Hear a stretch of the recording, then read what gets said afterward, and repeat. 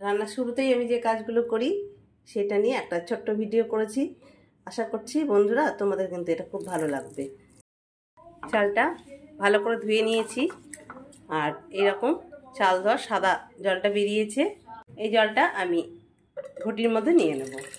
ডালটাও ধুয়ে নেব, মুগ ডালটাও খুব ভালো করে ধুয়ে নেব।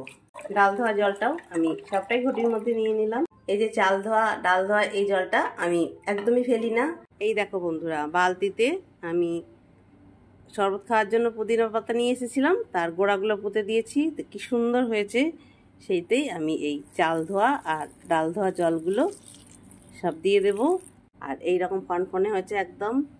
আর বাদ কেন যায় আমার এত সুন্দর এডিনিয়াম, এখানেও আমি একটু দিচ্ছি।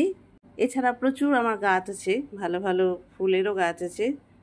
যদি তোমাদের এই ভিডিওটা ভালো লাগে বা মন্দ লাগে সবই আমাকে কমেন্টে জানাবে। আমার আরও গাছ সেগুলো কীভাবে আমি পরিচর্যা করি এই রান্নাঘরের সব জিনিসপত্র দিয়ে, সেগুলো তোমাদের সঙ্গে শেয়ার করব। এই দেখো একটা ছোট্ট গোলাপ গাছ, এখন তো গোলাপের সিজন নয় তাই একটু ছোট ছোট হয়েছে বটে, কিন্তু দেখতে কিন্তু খুব সুন্দর। এতেও আমি এই ডাল ধোয়া চাল ধোয়া জলগুলো সব দিয়ে দেব।